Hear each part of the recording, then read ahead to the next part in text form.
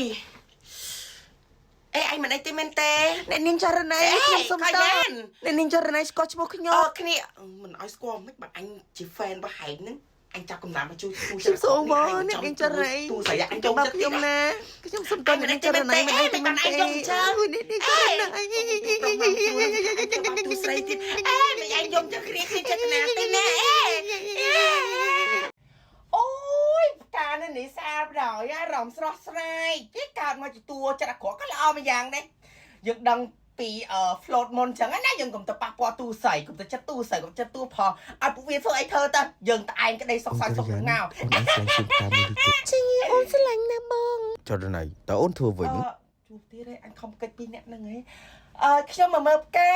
អ្នកនាងចរណៃអ្វីនាងគេអ្វីនាងទេខ្ញុំមិននឹងលោកប្រុសខ្ញុំគ្រាន់តែដើរកាត់ទេអ្នកនាងចរណៃកុំយកច្រឡំអ្នកនាងចរណៃខ្ញុំទស្សនាអ្នកនាងចរណៃនៅជាមួយលោកប្រុសតានេះអូយអញពិបាកនិយាយម៉ែអុយបុស្បា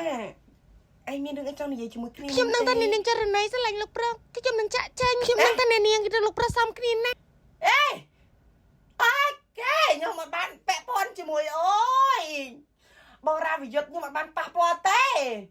អត់អីទេអ្នកនាងខ្ញុំដឹងតែអ្នកនាងតែណាខ្ញុំមិនដឹងខ្ញុំស្អីខ្ញុំឆ្លាញ់តែខ្ញុំមិនព្រមទេខ្ញុំទុកចិត្តបំផ្លាញសុខខ្លួនឯងឲ្យអ្នកនាងមានក្តីសុខអ្នកនាងនឹងមកឲ្យសំគ្នាណាខ្ញុំនឹងចាក់ចិត្តពីទីអ្នកនាង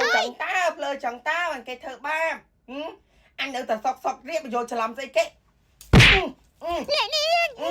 ងងម៉ែលើម៉ែអញចរណៃនេះហ៊ានណាស់នេះកំពុងឃើញអញថាម៉ែទូ